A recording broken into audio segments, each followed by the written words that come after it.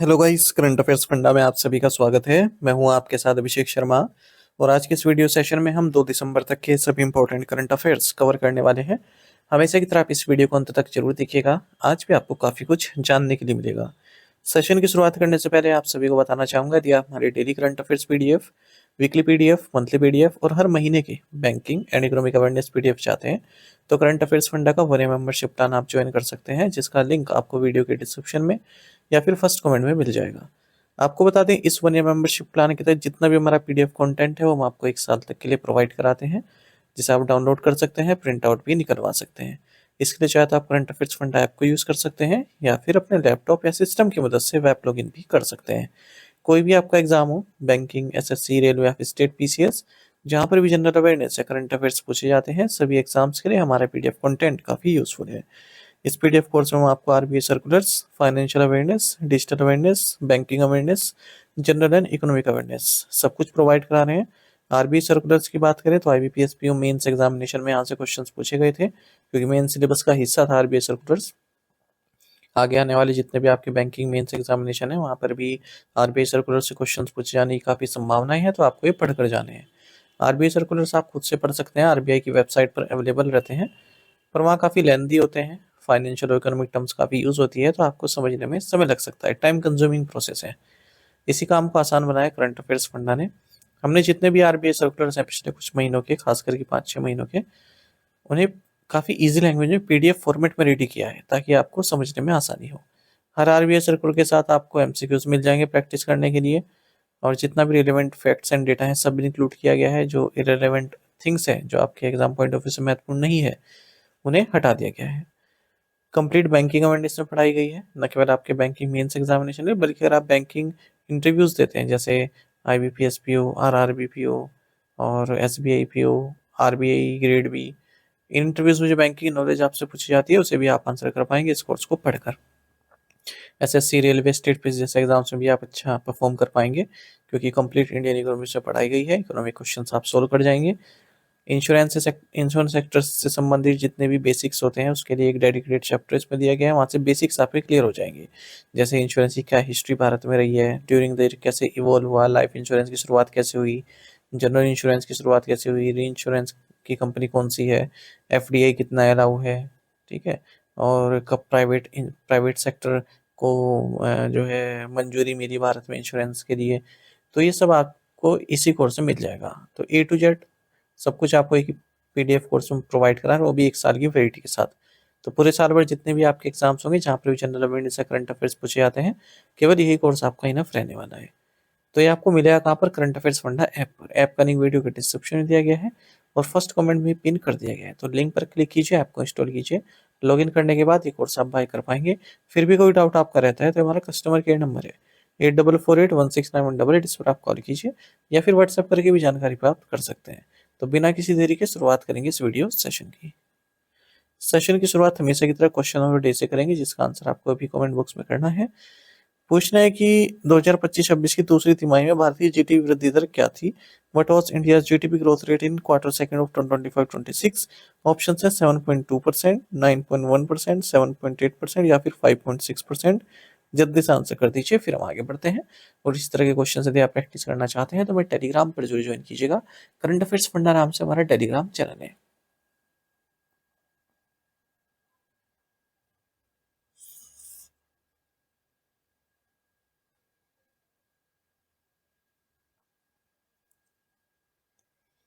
What is the name of the operation that India launched to assist cyclone hit Sri Lanka? चक्रवात प्रभावित श्रीलंका की सहायता के लिए भारत द्वारा शुरू किए गए अभियान का नाम क्या है? ऑप्शंस आपके सामने है। सही आंसर ऑप्शन सी है, ऑपरेशन सागर बंधु। तो भारत ने ऑपरेशन सागर बंधु लॉन्च किया है, जो कि एक ह्यूमैनिटेरियन असिस्टेंस और डिजास्टर रिलीफ इनिशिएटिव, यानी कि डिजास्टर संबंधित मटेरियल प्रोवाइड किया जा रहा है और मानवीय सहायता प्रोवाइड की जा रही है। कोई फंसा है उसको बाहर निकालने संबंधित।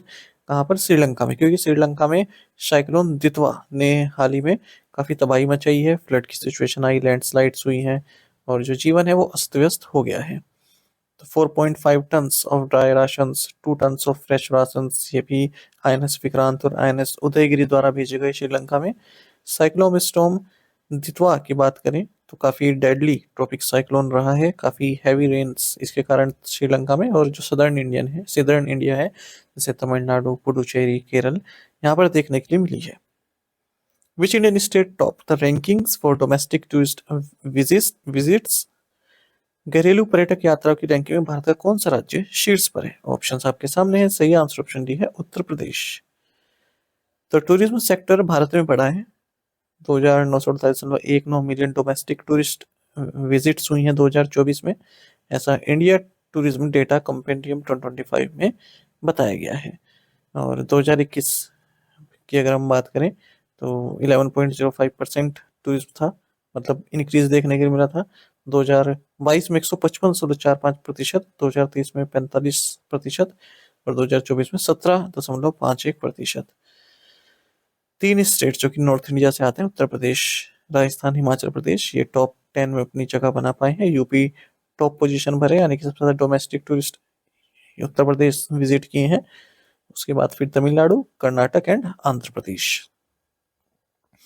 What is India's rank in the Asia Power Index 2025? Asia power index 2025 में भारत का स्थान क्या है? राइट आंसर ऑप्शन सी है, थर्ड। तो भारत की अगर हम बात करें तो एशिया पावर इंडेक्स 2025 में भारत की पोजीशन अच्छी है, और Australian based think tank Lowy institute द्वारा ये इंडेक्स जारी किया गया है। 27 कंट्रीज में भारत की रैंक थर्ड है, ठीक है। और 40 out of 100 overall score Bharat का रहा है। 2% का इंक्रीज देखने के लिए मिला है प्रीवियस एडिशन से, यानी कि 0.9 पॉइंट का। 8 फैक्टर्स हैं जिन पर ये रैंकिंग्स निकाली जाती है, जैसे military capability, defence networks, economic capability, relationships, diplomatic and culture influence, resilience, future resources. और भारत इस इंडेक्स में तीसरे नंबर पर है, पहले पर यूएस है, दूसरे पर चाइना और चौथे नंबर पर जापान है। अच्छा, अगर अलग अलग सब मैट्रिक्स में देखें तो भारत तीसरे नंबर पर है इकोनॉमिक कैपेबिलिटी में और फ्यूचर रिसोर्सेज में, वहीं भारत 9th पोजीशन पर है इकोनॉमिक रिलेशनशिप्स में। India lost to which team in the final of Sultan Azlan Shah cup 2025? Sultan Azlan Shah cup 2025 के फाइनल में भारत किस टीम से हार गया? राइट आंसर ऑप्शन है बेल्जियम। तो हॉकी की बात कर रहे हैं, भारत ने सिल्वर मेडल जीता है क्योंकि फाइनल में भारत बेल्जियम से 1-0 से हार गया है। सुल्तान अजलान शाह कप 2025 की हम बात कर रहे हैं, जो कि इपो मलेशिया में होता है, और इस बार ये 31st एडिशन था इस कप का। भारत 5 टाइम्स चैंपियन है, और दूसरी सक्सेसफुल टीम है भारत सुल्तान अजलान शाह कप में। पहले नंबर पर ऑस्ट्रेलिया है, 10 बार जीत चुकी है टूर्नामेंट। सुल्तान अजलान शाह कप कई बार एग्जाम में पूछा जाता है, याद रखिएगा मलेशिया में ही होता है, हॉकी से संबंधित है, ठीक है, एक एनुअल इवेंट है। What rating has India scored on the International Monetary Fund's annual review of national accounts statistics? अंतर्राष्ट्रीय मुद्रा कोष की राष्ट्रीय लेखा सांख्यिकी वार्षिक समीक्षा में भारत को क्या रेटिंग मिली है? ऑप्शंस आपके सामने है, सही आंसर ऑप्शन सी है, सी। तो इंटरनेशनल मॉनेटरी फंड्स की एनुअल रिव्यू में भारत का जो नेशनल अकाउंट्स स्टैटिस्टिक्स है, जैसे gross domestic products, gross value added, इसको सी ग्रेड मिला है। ये सेकंड लोवेस्ट रेटिंग है ना, लोवेस्ट तो डी है। कुछ शॉर्टकमिंग्स बताए हैं आईएमएफ ने भारत की जो डेटा है उसमें, और 4 ग्रेड्स होते हैं, ए बी सी डी। ए सबसे अच्छा ग्रेड, डी सबसे लोवेस्ट और C second lowest. How much monetary penalty has RBI imposed on HDFC bank? RBI ने एचडीएफसी बैंक पर कितना मौद्रिक जुर्माना लगाया है? ऑप्शंस आपके सामने है, सही आंसर ऑप्शन सी है, 91 लाख रुपीस।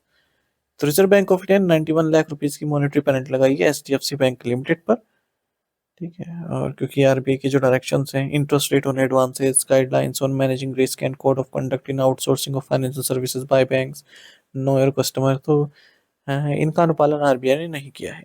साथ ही 3.10 लाख रुपीस की मॉनेटरी पेनल्टी लगाई है मन्ना कृष्णा इन्वेस्टमेंट्स प्राइवेट लिमिटेड पर भी। विच 24/7 short code helpline was launched by national commission for women? राष्ट्रीय महिला आयोग द्वारा कौन सी 24/7 शॉर्ट कोड हेल्पलाइन शुरू की गई है? ऑप्शंस आपके सामने है, सही आंसर ऑप्शन है 14490। नेशनल कमीशन फॉर वीमेन द्वारा नई 24/7 शॉर्ट कोड हेल्पलाइन लॉन्च की गई है 14490, ताकि डिस्ट्रेस की कंडीशन में महिलाओं को सपोर्ट प्राप्त हो सके काफ़ी तेज़ी से, मतलब फास्टर सपोर्ट प्राप्त हो सके, कोई दिक्कत हो तुरंत उनकी सहायता हासिल हो। और ये हेल्पलाइन पहले से ही एक हेल्पलाइन है 7827170170, ठीक है। और अब ये जारी की गई है 14490। नेशनल कमीशन फॉर वुमेन एक स्टैट्यूटरी बॉडी है गवर्नमेंट ऑफ इंडिया की, 1992 में इसकी स्थापना हुई थी। The World Health Organization declared which country free of the circulating vaccine-derived poliovirus type 2 outbreak? विश्व स्वास्थ्य संगठन ने किस देश को परिसंचारी वैक्सीन व्युत्पन्न पोलियोवायरस टाइप 2 प्रकोप से मुक्त घोषित किया है? राइट आंसर ऑप्शन सी है इंडोनेशिया।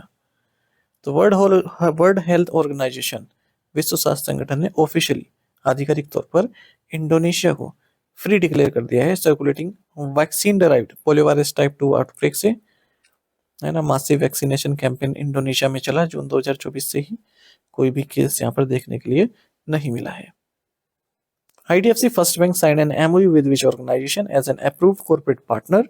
IDFC फर्स्ट बैंक ने किस संगठन के साथ एक अनुमोदित कॉर्पोरेट भागीदार के रूप में समझौता ज्ञापन पर हस्ताक्षर किए? ऑप्शंस आपके सामने हैं, सही आंसर ऑप्शन सी है FPSB India. IDFC first bank ने FPSB इंडिया के साथ MOU साइन किया है। जो FPSB है ये इंडियन सब्सिडरी है financial planning standard sports limited की, और अब IDFC फर्स्ट बैंक एक अप्रूव्ड कॉर्पोरेट पार्टनर बन गया है FPSB इंडिया का। तो जो FPSB इंडिया है ये IDFC फर्स्ट बैंक का जो वेल्थ मैनेजमेंट रीजनल मैनेजर्स हैं उनको अप स्किल करने का कार्य करेगा, उनको ट्रेनिंग देगा, सर्टिफाइड प्रोग्राम्स उनके लिए लॉन्च करेगा। What is the revised GDP growth projection for India by India Rating for the current fiscal? चालू वित्त वर्ष के लिए इंडिया रेटिंग द्वारा भारत के लिए संशोधित GDP वृद्धि अनुमान क्या है? राइट आंसर ऑप्शन सी है 7%। तो इंडिया रेटिंग्स एंड रिसर्च इन्होंने इंडिया की जो GDP ग्रोथ प्रोजेक्शन है करंट फिस्कल के लिए 7% बताई है ना, ईयर ऑन ईयर बेसिस पर, और 70 बेसिस पॉइंट्स हायर है जो इन्होंने पहले बताई थी। पहले इन्होंने 6.3% बताई थी जुलाई 2025 में। RBI ने भी जो GDP ग्रोथ है करंट फिस्कल के लिए 6.8% बताई हुई है। Who has been chosen for this year's Loknayak foundations literary award? इस वर्ष के लोकनायक फाउंडेशन के साहित्यिक पुरस्कार के लिए किसे चुना गया है? राइट आंसर ऑप्शन सी है वेलमाला सिमन्ना।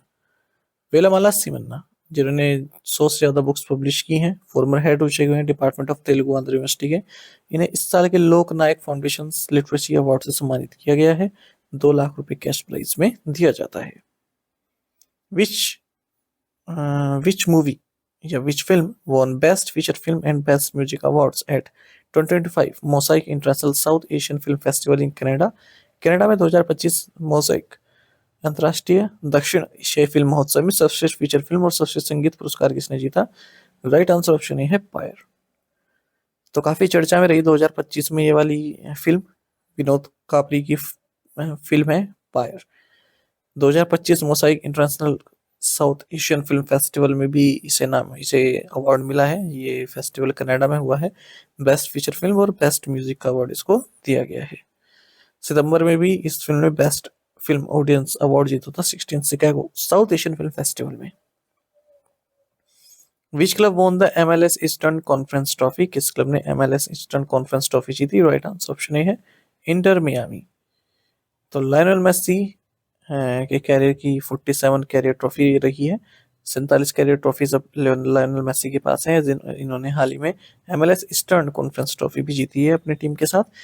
तो इंटर मियामी की ओर से खेलते हुए इन्होंने MLS ईस्टर्न कॉन्फ्रेंस ट्रॉफी जीती है। 5-1 से हराया न्यूयॉर्क सिटी को। ठीक है, किसी भी प्लेयर के पास 47 कैरियर ट्रॉफीज नहीं है, सबसे ज्यादा लायनल मेसी के पास ही है। Which team won the 41st All India Governors Gold Cup International Football Tournament 2025? 41वें Akhil Bharatiya governor gold cup अंतर्राष्ट्रीय फुटबॉल टूर्नामेंट 2025 किस टीम ने जीता? राइट आंसर ऑप्शन डी है Rajasthan United FC। Rajasthan United football club ने, FC मतलब football club ने 41st all India governors gold cup international football tournament 2025 जीत लिया है, जो कि पलजोर स्टेडियम में खेला गया है। सिक्किम फुटबॉल एसोसिएशन द्वारा इसको ऑर्गेनाइज किया जाता है एनुअली। फुटबॉल टूर्नामेंट है ये।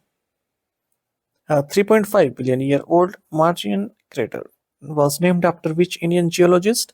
3.5 अरब वर्ष पुराने मंगल ग्रह क्रेटर का नाम किस भारतीय भूविज्ञानी के नाम पर रखा गया है? राइट आंसर ऑप्शन बी है MS कृष्णन। तो एक 3.5 billion year old crater on Mars, इसको ऑफिशियली इसका नाम रखा गया इंडियन जियोलॉजिस्ट MS कृष्णन के नाम पर इंटरनेशनल एस्ट्रोनॉमिकल यूनियन के द्वारा। ये ज़ैंदेटवेरा रीजन में आता है। साथ ही 5 और केरल बेस्ड नेम्स रखे गए हैं, जैसे वालियामाला, थुम्बा, बेकाल, वर्कला, पेरियार। जो भी मार्स के नियर बाई क्रेटर्स हैं, क्रेटर्स मतलब गड्ढे आप कह सकते हैं, एक नीचे को उभरा हुआ भाग होता है ना, इन्वर्टेड उभरा हुआ भाग, उसको बोलते हैं crater. Which state is the top milk producing state in India? Bharat में कौन सा राज्य शीर्ष दूध उत्पादक देश है? राइट आंसर ऑप्शन डी है उत्तर प्रदेश। तो देखिए, ministry of fisheries, animal husbandry and dairying and Panchayati Raj, SP Singh Baghel, इन्होंने एक एनुअल पब्लिकेशन रिलीज किया है, बेसिक एनिमल हस्बेंड्री स्टैटिस्टिक्स 2025। इसमें बताया गया है कि भारत में जैसे मिल्क प्रोडक्शन हो गया, एग प्रोडक्शन हो गया, वूल प्रोडक्शन हो गया, मीट प्रोडक्शन हो गया, कौन सा राज्य टॉप पर है। तो देखिए, अगर हम बात करें भारत की मिल्क प्रोडक्शन में, भारत पहले नंबर पर है। टॉप 5 मिल्क प्रोड्यूसिंग स्टेट्स में उत्तर प्रदेश पहले पर है, फिर राजस्थान, फिर मध्य प्रदेश, फिर गुजरात, फिर महाराष्ट्र। भारत में टोटल मिल्क प्रोडक्शन 2024-25 दौरान 247.8 मिलियन टन का रहा है। एग प्रोडक्शन की बात करें तो भारत पूरे वर्ल्ड में दूसरे नंबर पर आता है एग प्रोडक्शन में, चाइना के बाद। आंध्र प्रदेश पहले नंबर पर है, फिर तमिलनाडु, फिर तेलंगाना, फिर वेस्ट बंगाल, फिर कर्नाटका। मीट प्रोडक्शन की बात करें तो भारत ग्लोबली मीट प्रोडक्शन में 4th नंबर पर आता है। पहले नंबर पर वेस्ट बंगाल है, फिर उत्तर प्रदेश, फिर महाराष्ट्र, फिर आंध्र प्रदेश और फिर तेलंगाना। इसी तरह से अगर हम वूल प्रोडक्शन की बात करें तो भारत में 34.57 मिलियन केजी का वूल प्रोडक्शन हुआ है 2024-25 में। इस मामले में पहले स्थान पर राजस्थान है, फिर जम्मू एंड कश्मीर, फिर गुजरात, फिर महाराष्ट्र, फिर हिमाचल प्रदेश। तो ये चारों आप याद रखेंगे, टॉप तो याद रखेंगे, है ना। Milk production Uttar Pradesh, egg production Andhra Pradesh, meat production West Bengal, wool production Rajasthan. Match the following में भी पूछ लेते हैं। टू द पॉइंट क्वेश्चन, उनके आंसर देखेंगे। Zagreb is the capital of which country? Croatia. The Fozika Valley is in which country? Bhutan. Where will the Global Big Cats Summit 2025 be hosted? New Delhi, India. Safran. The multinational aerospace defense and security corporation is based out of which country? France. Union Cabinet approved a new first of its kind scheme with a financial outlay of 7,280 crore to manufacture REPM in India. Here, if REP stands for Rare Earth Permanent, what does M stand for? Answer is magnet. आप में से कई yes word से बिल्कुल सही answer किया है। इसी तरह से आप पार्टिसिपेट करते रहे। चलिए आज के असाइनमेंट क्वेश्चन देख लेते हैं, इनके आंसर आपको भी करने हैं कमेंट बॉक्स में। When is the international day for the abolition of slavery observed? In which year did India gets its first legislation pertaining to trade unions? Who is the current captain of South Africa's test cricket team which recently clinched a 2-0 victory over India? In how many states is the Election Commission of India conducting a special intensive revision of electoral rolls? Which article of the Constitution allows for the restriction of fundamental rights of members of the military by Parliament for the purpose of necessity and discipline? इन पांचों questions के answer आपको comment box में करने हैं। यदि एक question का answer भी आता है वो भी आप हमें अवश्य बताइएगा। ज़्यादा से ज़्यादा संख्या में आप पार्टिसिपेट करने की कोशिश किया कीजिए, ये आपसे रिक्वेस्ट रहती है। साथ ही आप हमें टेलीग्राम पर जरूर ज्वाइन करें। करंट अफेयर्स फंडा नाम से हमारा टेलीग्राम चैनल है। Thank you guys.